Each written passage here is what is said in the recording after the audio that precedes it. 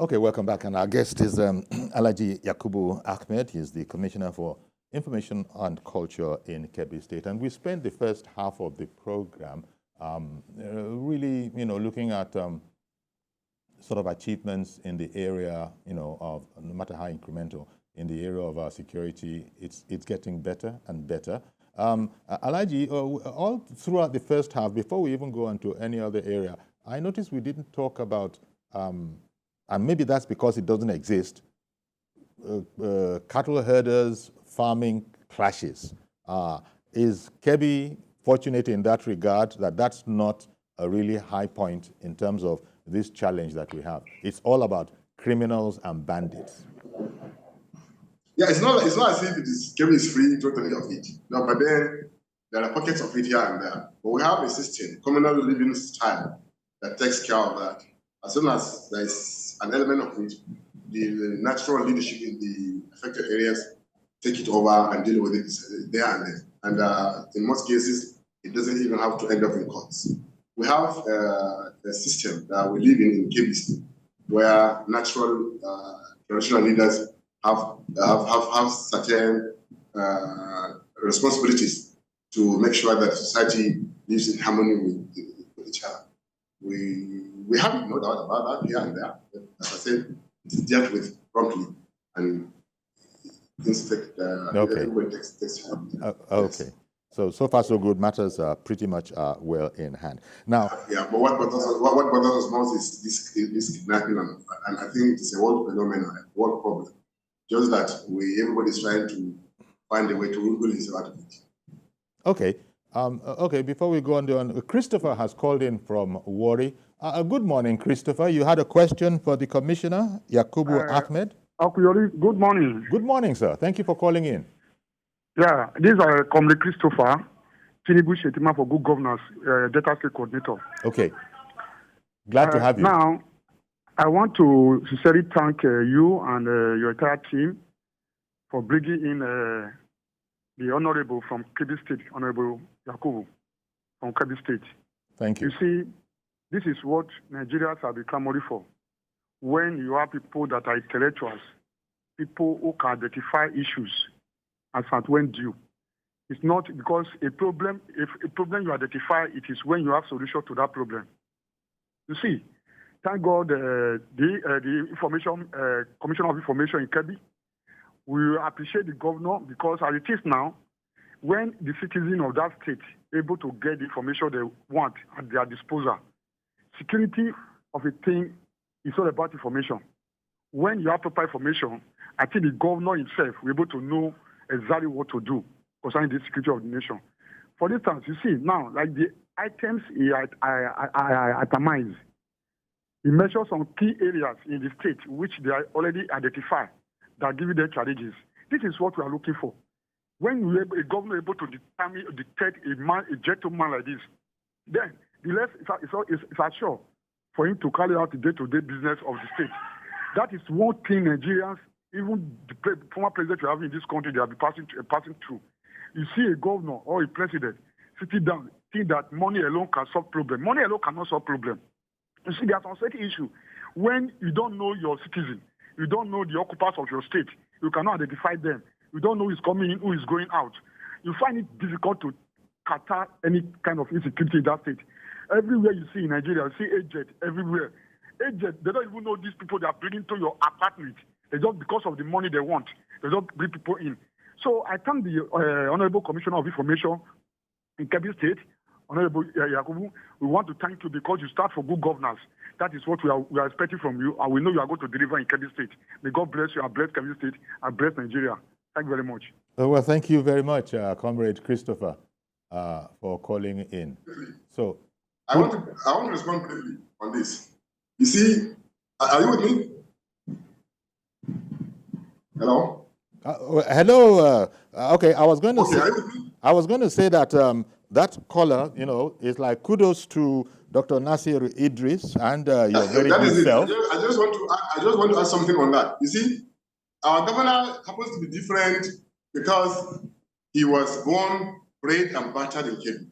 All his life, he has never moved out of Kebbi. He has integrated himself in the society because he's one of them. He, even before he became the governor, you know, he was at one time national president of the Nigerian Union of Teachers. He was a labor leader, a teacher, he's still a labor leader, a comrade. So even before he became governor, in the neighborhood where he lives, he has a history of helping people out, showing compassion, dealing with their immediate problems. So when he became governor, and that was one of the reasons why he was massively elected into office. He came into office on the crest of his personal performance and commitment to the welfare of the people of Kebbi State, even before he became governor. So he's on familiar turf. He has always been he has always been around because he has been part of the parcel of the people of Kebbi State. So, and one of the reasons why when a governor like him becomes governor, when a person like him becomes governor, he automatically gets integrated in the society, and he will continue now with more powers and more responsibilities and more resources at his disposal. He now widening his areas of assistance to people, and that's why it's like he's achieving what he's achieving already. Indeed. So it was quite fitting that Comrade Christopher was handing Dr. Nasir Idris, governor of Kebbi State, his flowers. And indeed, you're also part of it. You being an information professional as well. Again, Christopher enjoyed that particular aspect of it. Now, as I was saying, I think we can't have you and you being an information. Oh, I beg your pardon. We also have another caller, Mazi Okoroafo in Arochukwu. Good morning to you, sir. Good morning, Sayori. Good morning, my brothers. Good morning, Nigeria. Honest congratulations to Kebbi State government and my brother. Now, I want to find out from, you see, Kebbi State at least noted for the best quality rice in this country. When I'm back college, when you talk about Uncle Ben's rice, they have it in Kebbi State. Now, I want to find out, my brother, we are told that if you check statistics, that our governors collected 600 million as security vote. Is it not wise for the governor, the Kebbi State, and other people to make sure that all those rice farmers, those areas prone to rice production, to provide drones, security drones for them, so that they use it to monitor what is happening within that environment? It will help us. So if you look at 600 million, presently now, it's a big money. At least use part of it, at least each month, provide one drone for one of those areas where they have rice production. So we use it as a security network for them. It will help us. I want a situation whereby us, each local government will go tap their natural resources and stop depending on federal government. If the local government will tap their natural resources, I bet you don't need to depend on the federal government. Yeah, the revenue, but with increasing it will. And issue of scholarship and exam fee to students, government should think why at least when you pay for SSC, still pay for the exam fee money. Good morning. Oh, well, good morning, Mazi Okoroafo. Our friend Mazi Okoroafo, he cannot but include education whenever he contributes. Here you are, you're the Commissioner of Information. Maybe you'll also be able to touch on that because I know you have another colleague whose specialization that is. Yeah, you see, in the case of Kebbi, you know, as a people, as a state, endowed with all a state or society require in order to live above board, God has endowed Kebbi with it. We have the, as I said, the manpower, the youth. We have the arable land. We have the rivers. If Kebbi were to be an independent country, it's going to become a very successful country. I have only one caveat: with the right leadership. With the right leadership, Kebbi can become a fully successful. If we are to be in Asia, it will have been one of the Asian tigers. Because let me tell you, everything required to make a country great are available in Kebbi State. Everything. What has endowed us with the land, with the rivers, with the rainfall, with the people to make a success out of this country. Leadership is very important, very, very bad at all levels, at the federal level, at the state level, at the local level. When there is synergy in leadership, strata, the plan, whatever is required for people to for people to use in order to make that particular place great. Leadership provides that. So, alhamdulillah, as I said earlier, we have a governor that will key into that. I'm sure he has lieutenants around him, people that has invited to help him. With the Tinubu, Bola Ahmed Tinubu as president, I think we'll reach to that stage. We're just starting, just 4 months old, this government. A government came into office with the nature of problems we have, with the implications of those problems. I think we need more time, maybe a year or two, for them to sit down, to deal with this insurgency problem, and then we'll now begin to come up with policies and programs that will set this country on the path of recovery, on the path of growth, on the path of sustainable good living standard for the people. Okay. Chidi is also on the line from Kafanchan. Good morning to you, Chidi. Good morning, Uncle Yori. Thank you, sir, for calling in. Good morning, the Honorable Commissioner for Information, Kebbi State, for coming to the studio this morning. Good morning, my brother. I am impressed in what you have said concerning the security situation in Kebbi State and the efforts the government at hand are doing in order to curtail this insecure situation. Uncle Yori, we have been talking about insecurity. It is almost taking over all over this our great country. And Nigeria is not known to be an insecure country. Therefore, in my own humble submission, I wish to candidly call on the government and every stakeholder, from the local to the state, from the state to the federal government, so that they can work synergically to do that which is necessary and important in order to bring the much needed security. Because security, for one, is security for all. And insecurity for one is also insecurity for all. We cannot grow in a situation where our lives and property are quite insecure. Therefore, I plead with the Tinubu-led administration to lay much more emphasis on providing security to the Nigerian people. Thank you very much, and God bless Nigeria. Well, thank you very much, Comrade Chidi, for calling in from Kafanchan. Did you want to comment on anything that he said? Because really, it was kudos again. It was kudos for the clarity of your thought and also for sharing your efforts over there, thereby empowering us with knowledge, which he has now said, it now occurs to him that perhaps a lot more, assistance can come from government and to other states so that we could deal with this problem comprehensively. I'll still go back to the issue I addressed a moment ago, that there are new governors across the country. We have a new president. I want to believe that the governors in the Northwest, especially, are beginning to take very radical measures, very, very radical. What the governor in the state did is a radical decision. He's mobilizing youth sourced from the areas of attacks. And if they are well organized, if they are given the right training, if they are supported, if measures are taken in order for them not to go out of their mandate, I think this is the way to go. The states in the Northwest, everywhere we have problems in the North, especially banditry. I think the way to go about dealing with it is the way the governors in the Northwest are doing now already. Involve the people in security issues in your states. And I think if every state, at the end of the day, excluding Kebbi, in Kebbi, we will require young men and women to get involved. But since we are getting it right now, we seem to be getting it right now.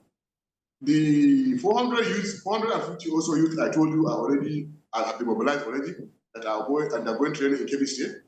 It's something I shouldn't have mentioned, but because I want to reassure our people that we are doing something too.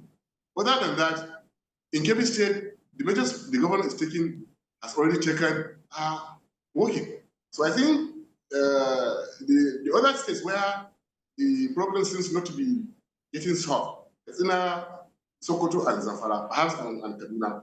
I think if all the governors, if all the people are involved, all the stakeholders, in fact, if you leave it to me, I would suggest that we have a security summit of Northwest. Okay. Security summit. Okay. All right. In the Northwest. Security summit where all... Sorry to interrupt you. I beg your pardon, Mr. Commissioner, but Folorunsho has also called in from Minna in Niger State, and I didn't want to lose him. Okay. Good morning. Okay. Folorunsho in Minna. Good morning. Sorry to interrupt you. I beg your pardon, Mr. Commissioner, but Folorunsho has also called in from Minna. Folorunsho, if you can hear us, please start speaking. Good morning, Folorunsho in Minna. Good morning, Uncle Yori. Good morning, sir. Go ahead, please. Yeah, how are you? Thank you very much for calling in. Please, yeah, I'm interested in your topic. Okay. I can hear you. Yeah, I'm interested in this topic because I'm used to. So I can because I'm used to Kebbi State.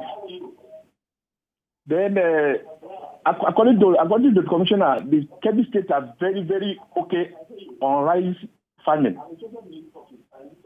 because Kebbi State is a place that is good for rice and agric value chains. And again, Kebbi State, as the commissioner has rightly said, Kebbi State is a place that is secure in terms of security because I'm used to that place during those times. But now, this insurgency has made it to be very somehow. But now, according to the commissioner, the issue of rice planting, I know the Labana rice plant. I know that they have a good rice, and the other rice coming up around the express along the Arugungu side. So, for what I mean, the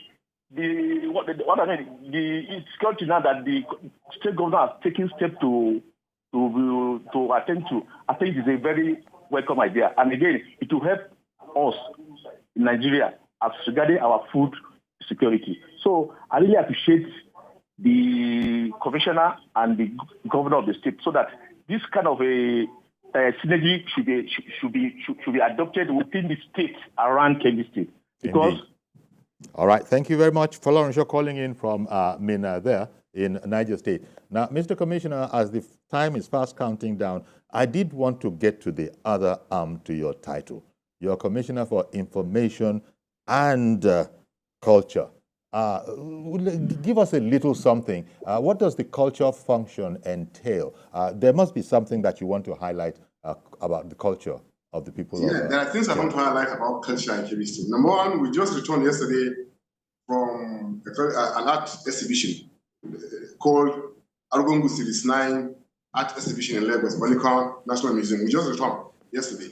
We went with our cultural troops. The Arugungu, that's a world-famous event, isn't it? It's a world-famous cultural event. Arugungu Fishing and Cultural Festival.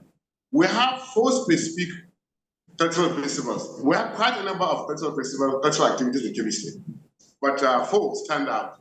And Arugungu, because of the popularity, because it's happening in the past every year, tend to be known widely by most people. But in Kebbi State, Kebbi is very, very rich in culture. Where you have excellent environment, excellent agricultural activities, you are bound to have excellent cultures. We have Uhola culture in Zulu. It's very, very popular as well. We have Regatta, also in the riverine area of Yauri, Emirate. We have the Arugungu Fishing Festival, which you know. We also have Otunga cultural activity in the Suru local government area of Agondu Emirate. As you know, we also have very big attitude of horse racing in Kebbi, the capital of Kebbi State, which is under Agondu Emirate. We have a number of agricultural shows. We are rich in culture, and as one thing I wanted to even mention is that we are already talking with the Taiwanese government. They have made offers to us to have cultural exchanges with them, and I'm working on that already. As I said earlier, I will return yesterday from Lagos to attend a cultural show there, art exhibition. So by and large, we are going to leverage on the goodwill we generated from that art exhibition. We are going to, because, you know, when our governor, Dr. Nasir Farah, was campaigning, lecturing campaign activities around this year, one of the cardinal promises he made to people was he would promote culture. The approval he gave us to go to Lagos to attend that cultural show was part of the fulfillment of that promise he made. And I'm sure we'll still have quite a number of shows to show to Nigerians. We intend to collaborate with others in order to move forward in the field of art and culture. And of course, this brings in its wake tourism as well. No matter, I mean, we've been talking about very, very serious stuff. Wherever you promote culture and art, obviously, the next thing is for tourism to blossom. And we intend to leverage on that too. Well, I just want to thank you now, Alhaji Yakubu Ahmed, Honorable Commissioner for Information and Culture in Kebbi State. In the past almost 1 hour, it's been gripping stuff, as is attested to by the calls that have come in. People, I think, are a bit wiser about goings on in Kebbi from the point of view of advances in security and also the cultural endowment of the country. I want to thank you once more for coming on the program. It's my pleasure. It's my pleasure being here. Thank you very much. I appreciate it. Really appreciate it. Okay, then. Okay, so that's our program today then. Please join us tomorrow for a fresh edition. I am Iyori Folarin. Bye-bye for now.